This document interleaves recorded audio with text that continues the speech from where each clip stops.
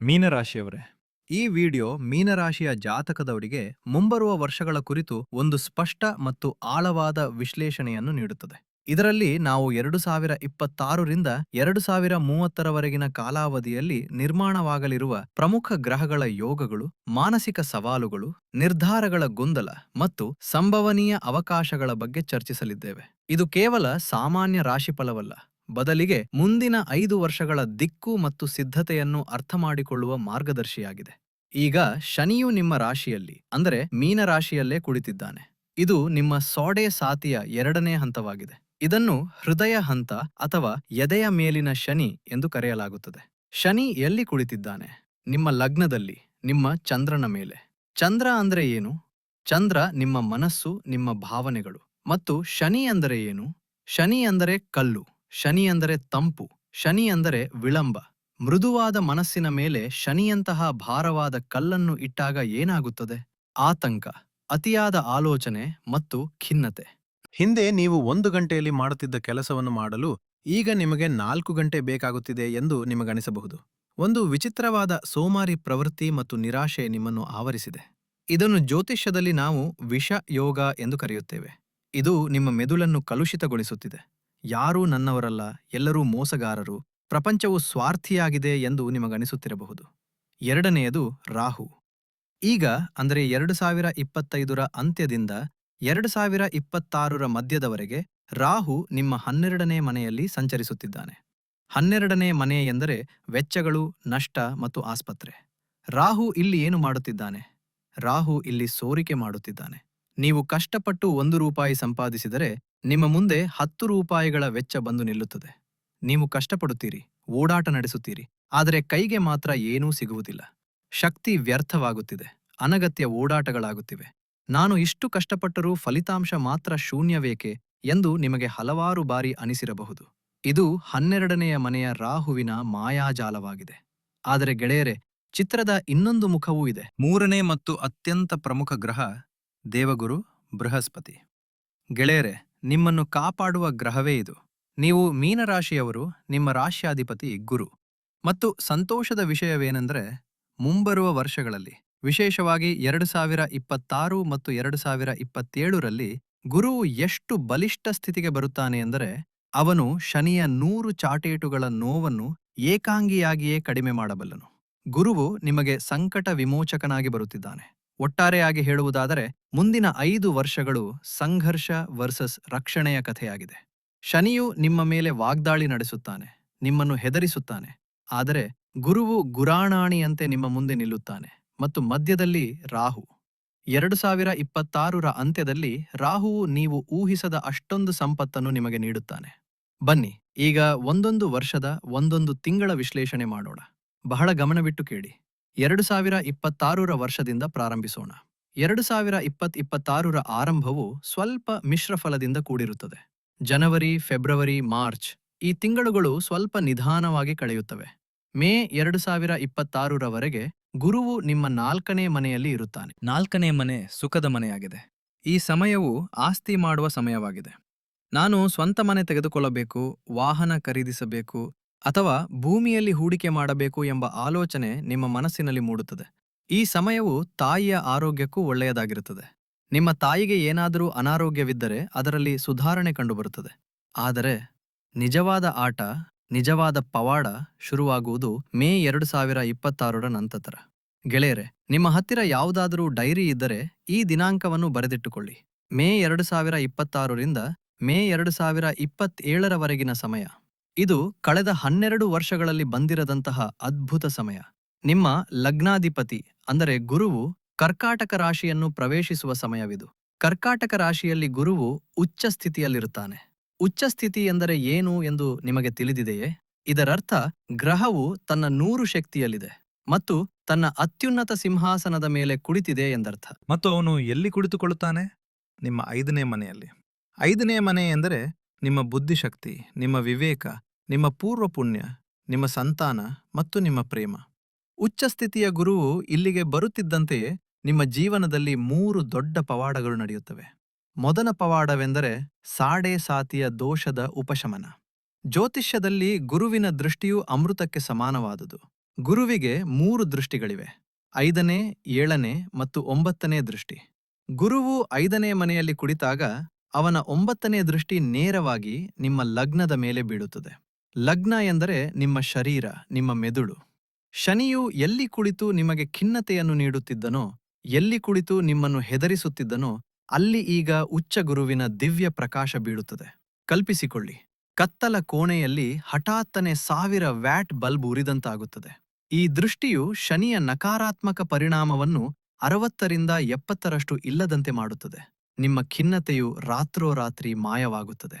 ಕಳೆದ 3 ವರ್ಷಗಳಿಂದ ನೀವು ಅನುಭವಿಸುತ್ತಿದ್ದ ಭಾರವು ಮಂಜಿನಂತೆ ಕರಗುತ್ತದೆ. ನಿಮ್ಮಲ್ಲಿ ಹೊಸ ಆತ್ಮವಿಶ್ವಾಸ ಮೂಡುತ್ತದೆ. ನೀವು ಕನ್ನಡಿಯ ಮುಂದೆ ನಿಂತು, ಹೌದು, ಈಗ ನಾನು ಮತ್ತೆ ಮರಳಿದ್ದೇನೆ ಎಂದು ಹೇಳಿಕೊಳ್ಳುತ್ತೀರಿ. 2ನೇ ಪವಾಡವೆಂದರೆ ಧನಮಳೆ. ಗುರುವಿನ 7ನೇ ದೃಷ್ಟಿಯು ನಿಮ್ಮ 11ನೇ ಮನೆಯಾದ ಆದಾಯದ ಮನೆ ಮೇಲೆ ಬೀಳುತ್ತದೆ. 11ನೇ ಮನೆ ಲಾಭದ ಮನೆಯಾಗಿದೆ ಮತ್ತು ಇಲ್ಲಿ ಒಂದು ದೊಡ್ಡ ಯೋಗ ನಿರ್ಮಾಣವಾಗುತ್ತಿದೆ. ಬಹಳ ಗಮನವಿಟ್ಟು ಕೇಳಿ.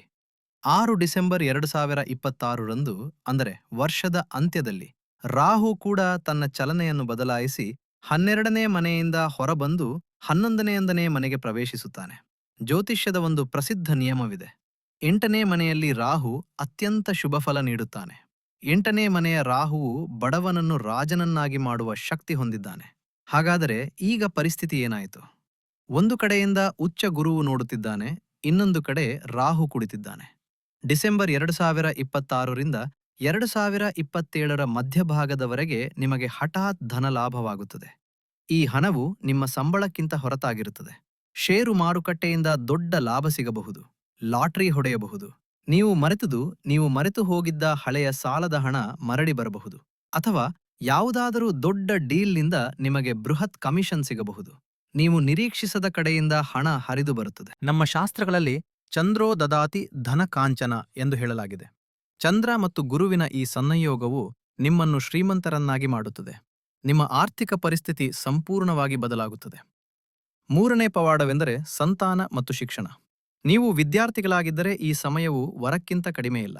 ಉಚ್ಚ ಗುರು ನಿಮ್ಮ ಬುದ್ಧಿಶಕ್ತಿಯನ್ನು ಎಷ್ಟು ತೀಕ್ಷ್ಣಗೊಳಿಸುತ್ತಾನೆ ಎಂದರೆ ನೀವು ಎಂತಹ ಕಠಿಣ ಸ್ಪರ್ಧಾತ್ಮಕ ಪರೀಕ್ಷೆಗಳನ್ನು ಕೂಡ ಸುಲಭವಾಗಿ ಗೆಲ್ಲಬಹುದು.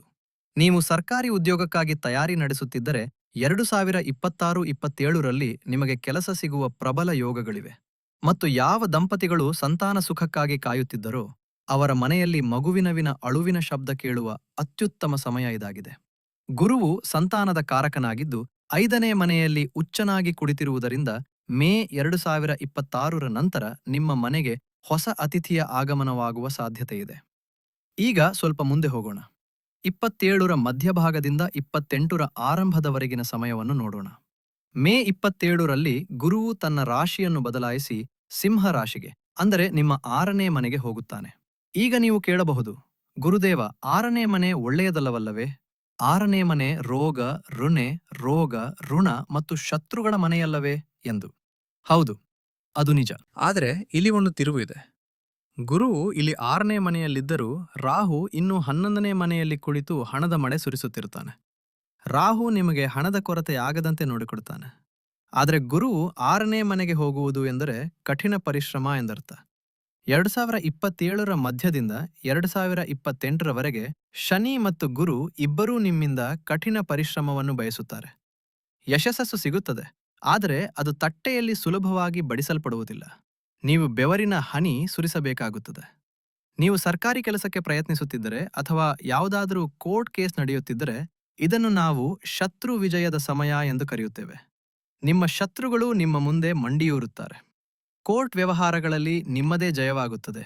ಆದರೆ ನೆನಪಿಡಿ, ಈ ಗೆಲುವು ಹಣ ಖರ್ಚು ಮಾಡಿದ ನಂತರವೇ ಸಿಗುತ್ತದೆ. ಮತ್ತು ಆರೋಗ್ಯದ ಬಗ್ಗೆ ಒಂದು ಎಚ್ಚರಿಕೆ ನೀಡುತ್ತಿದ್ದೇನೆ.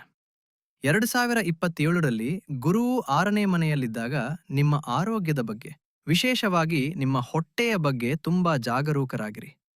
ಲಿವರ್, ಜೀರ್ಣಕ್ರಿಯೆ ಮತ್ತು ಮಧುಮೇಹದ ಡಯಾಬಿಟಿಸ್ ಸಮಸ್ಯೆಗಳು ನಿಮ್ಮನ್ನು ಕಾಡಬಹುದು. ಹೊರಗಿನ ಆಹಾರ, ಜಂಕ್ ಫುಡ್, ಎಣ್ಣೆಯಲ್ಲಿ ಕರಿದ ಪದಾರ್ಥಗಳನ್ನು ತ್ಯಜಿಸಿ, ಇಲ್ಲದಿದ್ದರೆ ಆಸ್ಪತ್ರೆಗೆ ಅಲೆಯಬೇಕಾದೀತು. ನಾನಿಲ್ಲಿ ಒಂದು ಸಣ್ಣ ವಿರಾಮ ತೆಗೆದುಕೊಳ್ಳುತ್ತೇನೆ ಮತ್ತು ವಿಶೇಷವಾಗಿ ನಮ್ಮ ತಾಯಂದಿರು ಮತ್ತು ಸಹೋದರಿಯರ ಬಗ್ಗೆ, ಅಂದರೆ ನಮ್ಮ ಗೃಹಿಣಿಯರ ಬಗ್ಗೆ ಮಾತನಾಡುತ್ತೇನೆ. ಮನೆ ನಿಭಾಯಿಸುವ ನನ್ನ ಮೀನರಾಶಿಯ ಸಹೋದರಿಯರೇ, ನಿಮ್ಮ ನೋವು ನನಗೆ ಗೊತ್ತು. ಅದನ್ನು ನಾನು ಅನುಭವಿಸಬಲ್ಲೆ. ಕಳೆದ 2-3 ವರ್ಷಗಳು ನಿಮಗೆ ತುಂಬಾ ನೋವಿನಿಂದ ಕೂಡಿದ್ದವು. ಶನಿಯು ನಿಮ್ಮ ಮನಸ್ಸಿನ ಮೇಲೆ ಕುಳಿತಿದ್ದಾನೆ.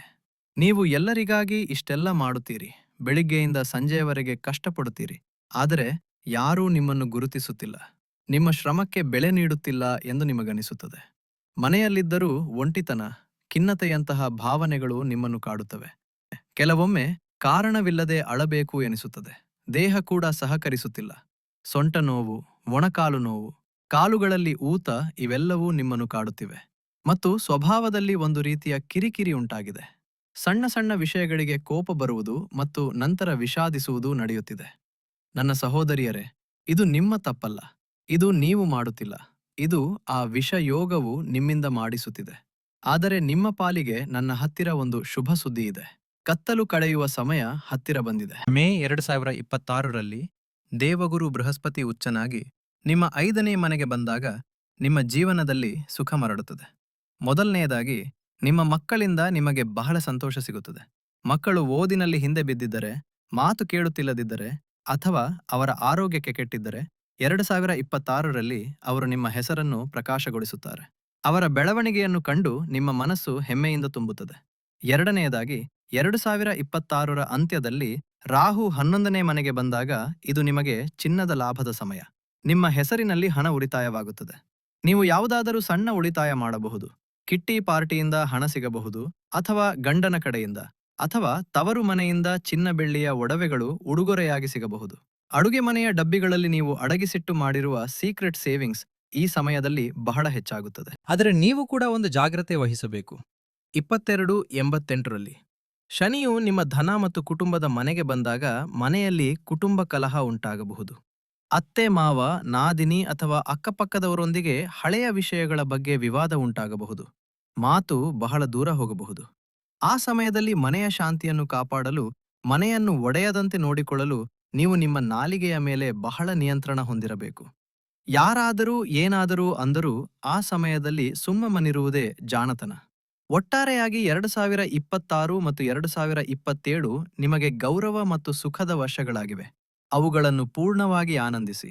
ಬನ್ನಿ, ಈಗ ನಮ್ಮ ಮುಖ್ಯ ವಿಶ್ಲೇಷಣೆಗೆ ಮರಳೋಣ. ಈಗ ನಾವು ಸಮಯದ ಅಂತಹ ಘಟ್ಟಕ್ಕೆ ಬಂದಿದ್ದೇವೆ. ಅಲ್ಲಿ ನಾನು ನಿಮಗೆ ರೆಡ್ ಅಲರ್ಟ್ ನೀಡುವುದು ಬಹಳ ಮುಖ್ಯವಾಗಿದೆ. ಈ ಸಮಯ 2028ರಿಂದ 2030ರವರೆಗಿನದು. ಗೆಳೆಯರೆ, ಫೆಬ್ರವರಿ 2028ರಲ್ಲಿ ಒಂದು ದೊಡ್ಡ ಖಗೋಳ ಘಟನೆ ನಡೆಯಲಿದೆ. ಶನಿ ದೇವನು ಇದುವರೆಗೆ ನಿಮ್ಮ ಮೀನ ರಾಶಿಯಲ್ಲಿದ್ದವನು ಅದನ್ನು ಬಿಟ್ಟು ಮೇಷ ರಾಶಿಗೆ ಪ್ರವೇಶಿಸುತ್ತಾನೆ. ಈಗ ನೀವು ಕೇಳಬಹುದು, ಅದಕ್ಕೇನಂತೆ, ರಾಶಿ ಮಾತ್ರ ಬದಲಾಗಿದೆಯಲ್ಲವೇ ಎಂದು. ಇಲ್ಲ, ಇದು ಸಾಮಾನ್ಯ ಬದಲಾವಣೆಯಲ್ಲ. ಮೇಷರಾಶಿಯಲ್ಲಿ ಶನಿಯು ನೀಚ ಸ್ಥಿತಿಗೆ ತಲುಪುತ್ತಾನೆ. ನೀಚ ಸ್ಥಿತಿಗೆ ಬರುವುದು ಎಂದರೆ ಗ್ರಹವು ತನ್ನ ಅತ್ಯಂತ ದುರ್ಬಲ, ಅತ್ಯಂತ ನಕಾರಾತ್ಮಕ ಮತ್ತು ಅತ್ಯಂತ ಕಿರಿಕಿರಿಯ ಸ್ಥಿತಿಗೆ ಬರುತ್ತಾನೆ ಎಂದರ್ಥ. ಅವನು ತನ್ನ ಸ್ವಾಭಾವಿಕ ಗುಣವನ್ನು ಕಳೆದುಕೊಳ್ಳುತ್ತಾನೆ.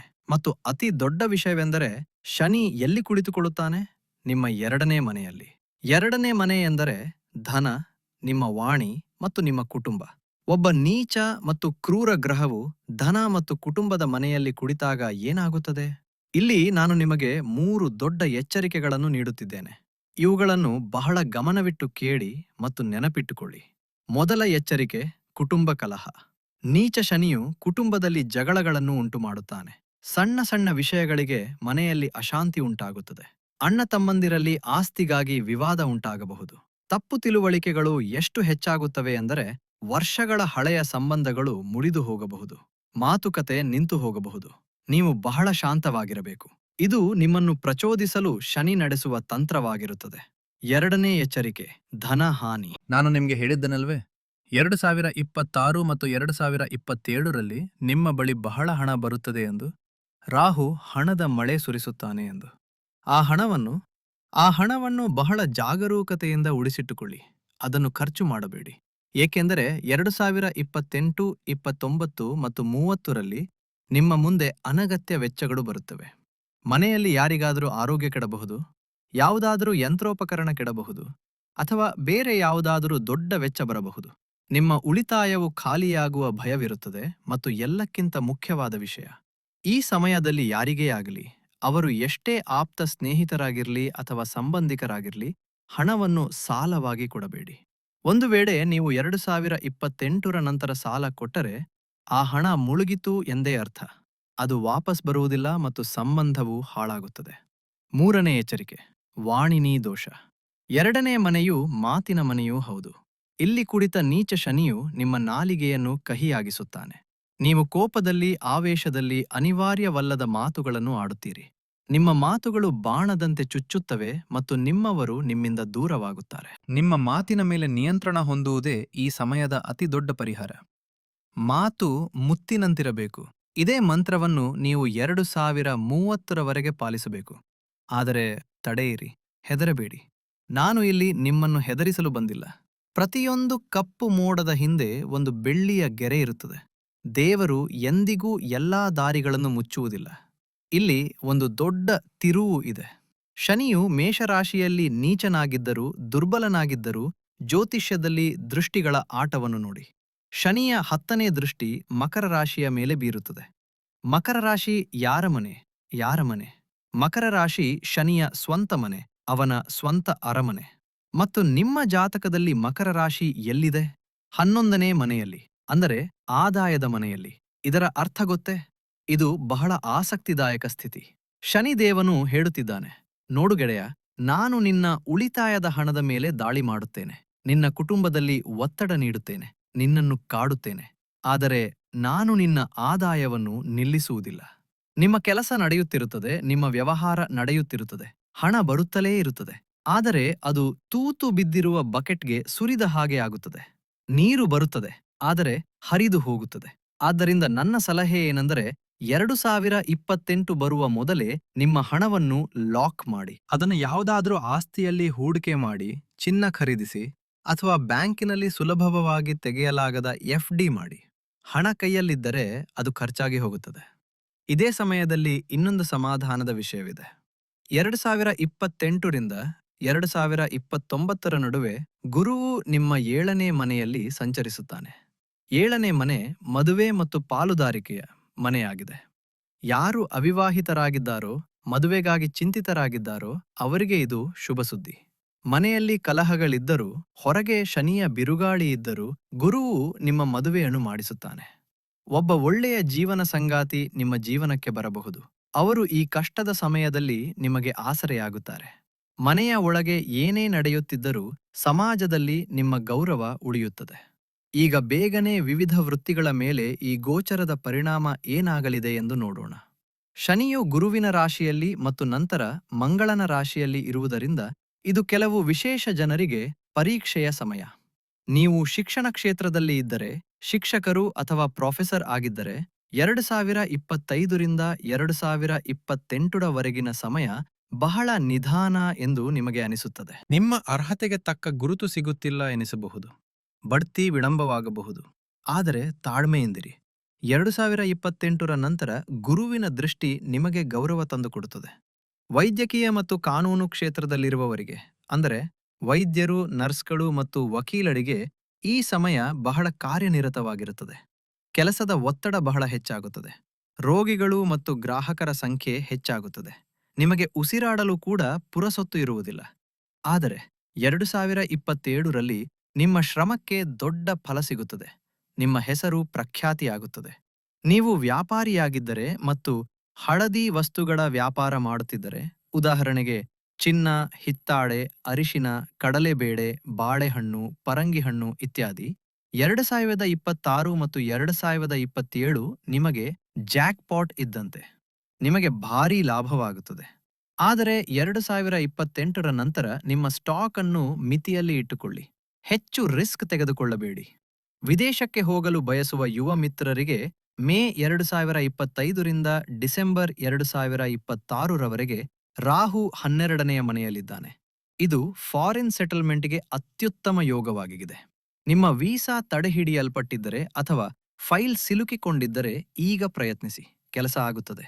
ನೀವು ಮನೆಯಿಂದ ದೂರ ಹೋದರೆ ಮಾತ್ರ ಯಶಸ್ಸು ಸಿಗುತ್ತದೆ. ಗೆಳೆಯರೆ, ನಾನು ನಿಮಗೆ ಸಮಸ್ಯೆಗಳನ್ನು ಹೇಳಿದೆ, ಸವಾಲುಗಳನ್ನು ಹೇಳಿದೆ. ಸಮಸ್ಯೆಗಳು ದೊಡ್ಡವಿವೆ, ಆದರೆ ನಮ್ಮ ಸನಾತನ ಧರ್ಮದಲ್ಲಿ, ನಮ್ಮ ಶಾಸ್ತ್ರಗಳಲ್ಲಿ ಪ್ರತಿಯೊಂದು ಸಮಸ್ಯೆಗೂ ಪರಿಹಾರವಿದೆ. ನಾನು ನಿಮಗೆ ಸಾವಿರಾರು ರೂಪಾಯಿಗಳ ಬೆಲೆ ಬಾಳುವ ರತ್ನಗಳನ್ನು ಧರಿಸಲು ಹೇಳುವುದಿಲ್ಲ. ಯಾವುದೇ ಭಯಾನಕ ಪೂಜೆಗಳನ್ನು ಹೇಳುವುದಿಲ್ಲ. ಸ್ಯಾಡೆ ಸಾತಿ ಮತ್ತು ವಿಷಯೋಗದ ವಿಷವನ್ನು ಹೋಗಲಾಡಿಸುವ ಅತ್ಯಂತ ಸಾತ್ವಿಕ, ಸರಳ ಮತ್ತು ಅಚೂಕವಾದ ಪರಿಹಾರಗಳನ್ನು ನಾನು ನಿಮಗೆ ಹೇಳುತ್ತಿದ್ದೇನೆ. ಈ ಪರಿಹಾರಗಳನ್ನು ನಾನು ಸಾವಿರಾರು ಜನರಿಗೆ ತಿಳಿಸಿದ್ದೇನೆ ಮತ್ತು ಅವರ ಜೀವನದಲ್ಲಿ ಪವಾಡಗಳಾಗಿವೆ. ಮೊದಲದ ಪರಿಹಾರ, ಸಪ್ತಧಾನ್ಯದ ಪರಿಹಾರ. ಶನಿ ಮತ್ತು ರಾಹುವಿನ ನಕಾರಾತ್ಮಕ ಪರಿಣಾಮವನ್ನು ಹೋಗಲಾಡಿಸಲು ಇದು ರಾಮಬಾಣವಿದ್ದಂತೆ. ಇದನ್ನು ಬರೆದಿಟ್ಟುಕೊಳ್ಳಿ. ಮಾರುಕಟ್ಟೆಯಿಂದ 7 ತರಹದ ಧಾನ್ಯಗಳನ್ನು ತೆಗೆದುಕೊಳ್ಳಿ. ಗೋಧಿ, ಅಕ್ಕಿ, ಜೋಳ, ಸಜ್ಜೆ, ಮೆಕ್ಕೆಜೋಳ, ಉದ್ದು ಮತ್ತು ಹೆಸರುಕಾಳು. ಈ 7ನ್ನೂ ಸಮಾನ ಪ್ರಮಾಣದಲ್ಲಿ ಮಿಶ್ರಣ ಮಾಡಿ. ಈಗ ಇವುಗಳನ್ನು ಸ್ವಲ್ಪ ಕುಟ್ಟಿ ಪುಡಿ ಮಾಡಿ, ರವೆ ತರ. ನೆನಪಿರಲಿ, ಇದನ್ನು ನುಣ್ಣಗೆ ಹಿಟ್ಟು ಮಾಡಬಾರದು. ಕಾಳುಗಳು ತುಂಡಾದರೆ ಸಾಕು. ಏನು ಮಾಡಬೇಕು? ಪ್ರತಿದಿನ ಬೆಳಿಗ್ಗೆ ಸ್ನಾನದ ನಂತರ ಒಂದು ಮುಷ್ಟಿಯಷ್ಟು ಈ ಧಾನ್ಯವನ್ನು ತೆಗೆದುಕೊಂಡು ನಿಮ್ಮ ಮನೆಯ ಚಾವಣಿಯ ಮೇಲೆ ಅಥವಾ ಬಾಲ್ಕನಿಯಲ್ಲಿ ಪಕ್ಷಿಗಳಿಗೆ ಹಾಕಿ. ಪಕ್ಷಿಗಳು ಇಲ್ಲದಿದ್ದರೆ ಇದರ ಒಂದು ದಪ್ಪನೆಯ ರೊಟ್ಟಿಯನ್ನು ಮಾಡಿ ಕಪ್ಪು ಹಸುವಿಗೆ ತಿನ್ನಿಸಿ. ಪಕ್ಷಿಗಳು ಈ ಧಾನ್ಯವನ್ನು ತಿಂದಾಗ ಅವು ನಿಮ್ಮ ಜೀವನದ ಕಷ್ಟಗಳನ್ನು ತಿನ್ನುತ್ತಿವೆ ಎಂದು ಭಾವಿಸಿ. ಈ ಪರಿಹಾರವು ನಿಮ್ಮ ಶರೀರ ಮತ್ತು ಮನಸ್ಸಿನಿಂದ ನಕಾರಾತ್ಮಕ ಶಕ್ತಿಯನ್ನು ಹೀರಿಕೊಳ್ಳುತ್ತದೆ. ಇದನ್ನು ಸತತವಾಗಿ ಮಾಡಿ ಪವಾಡವನ್ನು ನೀವೇ ನೋಡುತ್ತೀರಿ. ಎರಡನೇ ಪರಿಹಾರ, 5 ನಿಮಿಷದ ಸುಂದರಕಾಂಡ. ನೀವು ಹೇಳಬಹುದು, ಗುರುದೇವ, ಸಮಯವಿಲ್ಲ, ನಾವು ಬಹಳ ಬ್ಯುಸಿ ಇರುತ್ತೇವೆ, ಪೂರ್ಣ ಸುಂದರಕಾಂಡ ಓದಲು 1 ಗಂಟೆ ಬೇಕಾಗುತ್ತದೆ ಎಂದು. ಪರವಾಗಿಲ್ಲ, ದೇವರು ಭಕ್ತಿಗೆ ಒಲಿಯುತ್ತಾನೆಯೇ ಹೊರತು ಸಮಯಕ್ಕಲ್ಲ. ಪೂರ್ಣ ಸುಂದರಕಾಂಡ ಓದುವ ಅವಶ್ಯಕತೆ ಇಲ್ಲ. ರಾಮಚರಿತ ಮಾನಸವನ್ನು ತೆಗೆದುಕೊಳ್ಳಿ. ಸುಂದರಕಾಂಡದಲ್ಲಿ ದೋಹಾ ಸಂಖ್ಯೆ 22ರಿಂದ ದೋಹಾ ಸಂಖ್ಯೆ 49ರವರೆಗೆ ಮಾತ್ರ ಓದಿ. ಇದು ಯಾವ ಪ್ರಸಂಗ? ಇದು ವಿಭೀಷಣ ಶರಣಾಗತಿಯ ಪ್ರಸಂಗ. ವಿಭೀಷಣನು ರಾವಣನನ್ನು ಬಿಟ್ಟು ಭಗವಾನ್ ರಾಮನ ಶರಣಕ್ಕೆ ಬರುವ ಸಂದರ್ಭ. ಶನಿ ಮತ್ತು ರಾಹು ಅಂದರೆ ಏನು? ಭಯ ಮತ್ತು ಭ್ರಮೆ. ಮತ್ತು ರಾಮ ಎಂದರೆ ಏನು? ಅಭಯ, ಭಯವಿಲ್ಲದಿರುವುದು. ಈ ಪಾಠಾಟವನ್ನು ಮಾಡಲು ಕೇವಲ 5 ನಿಮಿಷ ಸಾಕು. ಕೇವಲ 5 ನಿಮಿಷ. ನೀವು ಪ್ರತಿದಿನ ಬೆಳಿಗ್ಗೆ ಅಥವಾ ಸಂಜೆ ಈ 7 ದೋಹೆಗಳನ್ನು ಓದಿದರೆ ಪ್ರಪಂಚದ ಯಾವುದೇ ಗ್ರಹ, ಅದು ನೀಚ ಶನಿಯಾಗಿರಲಿ ಅಥವಾ 12ನೇ ರಾಹುವಾಗಿರಲಿ, ನಿಮ್ಮ ಕೂದಲನ್ನು ಕೂಡ ಮುಟ್ಟಲು ಸಾಧ್ಯವಿಲ್ಲ. ಇದು ನನ್ನ ಸವಾಲು. ನಿಮ್ಮೊಳಗಿನ ಭಯ ಶಾಶ್ವತವಾಗಿ ದೂರವಾಗುತ್ತದೆ. ಮೂರನೇ ಪರಿಹಾರ, ಗುರು ಮಂತ್ರ. ಈ ಇಡೀ 5 ವರ್ಷಗಳ ಸಿನಿಮಾದಲ್ಲಿ ಗುರುವೇ ನಿಮ್ಮ ಹೀರೋ ಮತ್ತು ರಕ್ಷಕನಾಗಿರುವುದರಿಂದ ಅವನನ್ನು ಮತ್ತಷ್ಟು ಬಲಿಷ್ಠಗೊಳಿಸಿ. ಪ್ರತಿದಿನ ಬೆಳಿಗ್ಗೆ 108 ಬಾರಿ, ಅಂದರೆ 1 ಮಾಮಾಲೆ, ಗುರುವಿನ ಬೀಜ ಮಂತ್ರವನ್ನು ಜಪಿಸಿ. ಓಂ ಗ್ರಾಂ ಗ್ರೀಂ ಗ್ರೌಂಡ್ ಸ ಗುರವೇ ನಮಃ. ಈ ಮಂತ್ರವು ನಿಮ್ಮ ಸುತ್ತಮುತ್ತಲಿನ ಶಕ್ತಿಯನ್ನು ಎಷ್ಟು ಬಲಪಡಿಸುತ್ತದೆ ಎಂದರೆ ಯಾವುದೇ ನಕಾರಾತ್ಮಕತೆ ನಿಮ್ಮನ್ನು ಸ್ಪರ್ಶಿಸಲು ಸಾಧ್ಯವಿಲ್ಲ. ಹಾಗಾಗಿ ನನ್ನ ಮೀನರಾಶಿಯ ಮಿತ್ರರೇ, ಅಂತಿಮ ತೀರ್ಮಾನವೇನು? ಹೆದರುವುದನ್ನು ಬಿಟ್ಟುಬಿಡಿ. ಹೌದು, 2025ರ ಅಂತ್ಯ ಮತ್ತು 2026ರ ಆರಂಭ ಸ್ವಲ್ಪ ಭಾರವಾಗಿದೆ ಎಂದು ನಾನು ಒಪ್ಪುತ್ತೇನೆ. ಹೌದು, 2028ರ ನಂತರ ಕುಟುಂಬದಲ್ಲಿ ಸವಾಲುಗಳಿವೆ ಎಂದು ನಾನು ಒಪ್ಪುತ್ತೇನೆ. ಆದರೆ ಮಧ್ಯದ ಸಮಯ 22 ಮತ್ತು 27 ದೇವರು ನೀಡಿದ ಉಡುಗೊರೆ. ಅದು ನಿಮ್ಮ ಇಡೀ ಜೀವನವನ್ನು ಬದಲಿಸಬಲ್ಲ ಸುವರ್ಣ ಕಾಲ. ಆ ಸಮಯದ ಲಾಭವನ್ನು ಪಡೆದುಕೊಳ್ಳಿ. ನಿಮ್ಮ ಪೂರ್ಣ ಶಕ್ತಿಯನ್ನು ಅದಕ್ಕೆ ಧಾರೆ ಎರೆರಿ. ನೆನಪಿಡಿ, ಸಾಡೆ ಸಾತಿಯು ನಿಮ್ಮನ್ನು ಮುರಿಯಲು ಬರುವುದಿಲ್ಲ, ಬದಲಿಗೆ ನಿಮ್ಮನ್ನು ಪಳಗಿಸಲು ಬರುತ್ತದೆ, ನಿಮ್ಮನ್ನು ಬಲಿಷ್ಠಗೊಳಿಸಲು ಬರುತ್ತದೆ. ಚಿನ್ನವು ಬೆಂಕಿಯಲ್ಲಿ ಬೆಂದಾಗಲೇ ಅಪರಂಜಿಯಾಗುವುದು. ನಾಳೆ ನೀವು ಪ್ರಕಾಶಿಸಲು ಇಂದು ಬೆಂಕಿಯಲ್ಲಿ ಬೇಯುತ್ತಿದ್ದೀರಿ. ನಿಮ್ಮ ಕರ್ಮದ ಮೇಲೆ ನಂಬಿಕೆ ಇರಲಿ ಮತ್ತು ದೇವರ ಮೇಲೆ ವಿಶ್ವಾಸವಿರಲಿ. ಏಕೆಂದರೆ ಮೀನರಾಶಿಯ ಅತಿದೊಡ್ಡ ಶಕ್ತಿಯೇ ಅದರ ವಿಶ್ವಾಸ. ನೀವು ದೇವರಿಗೆ ಬಹಳ ಹತ್ತಿರವಿದ್ದೀರಿ. ಈ ಆಳವಾದ ವಿಶ್ಲೇಷಣೆ ಮತ್ತು ಸಂಶೋಧನೆ ನಿಮಗೆ ಇಷ್ಟವಾಗಿದೆ ಎಂದು ಭಾವಿಸುತ್ತೇನೆ. ನಾನು ನಿಮ್ಮನ್ನು ಹೆದರಿಸಲು ಪ್ರಯತ್ನಿಸಿಲ್ಲ, ಬದಲಿಗೆ ಸತ್ಯವನ್ನು ಹೇಳಿ ನಿಮ್ಮನ್ನು ಸಶಕ್ತಗೊಳಿಸಲು ಪ್ರಯತ್ನಿಸಿದ್ದೇನೆ. ನಿಮಗೆ ಈ ವಿಡಿಯೋ ಇಷ್ಟವಾದರೆ ಇದನ್ನು ಲೈಕ್ ಮಾಡಿ. ಕೆಳಗೆ ಕಮೆಂಟ್ ಬಾಕ್ಸ್ನಲ್ಲಿ ಹರ ಹರ ಮಹಾದೇವ ಅಥವಾ ಜೈ ಶ್ರೀರಾಮ್ ಎಂದು ಬರೆದು ನಿಮ್ಮ ಹಾಜರಾತಿಯನ್ನು ಸಲ್ಲಿಸಿ. ನಾವೆಲ್ಲರೂ ಸೇರಿ ಪ್ರಭುವಿನ ನಾಮಸ್ಮರಣೆ ಮಾಡಿದಾಗ ಒಂದು ಸಾಮೂಹಿಕ ಸಕಾರಾತ್ಮಕ ಶಕ್ತಿ ನಿರ್ಮಾಣವಾಗುತ್ತದೆ. ಅದು ನಮ್ಮೆಲ್ಲರಿಗೂ ಸಹಕಾರಿಯಾಗುತ್ತದೆ. ಚಾನೆಲ್ ಅನ್ನು ಸಬ್ಸ್ಕ್ರೈಬ್ ಮಾಡಿ. ಇದರಿಂದ ನಾವು ಈ ಪಯಣದಲ್ಲಿ ಒಂದಾಗಿರಬಹುದು. ನಿಮ್ಮ ಮತ್ತು ನಿಮ್ಮ ಕುಟುಂಬದ ಬಗ್ಗೆ ಬಹಳ ಕಾಳಜಿ ವಹಿಸಿ. ಧನ್ಯವಾದಗಳು. ಶುಭಂ ಭವತು. ಜೈ ಶ್ರೀಕೃಷ್ಣ.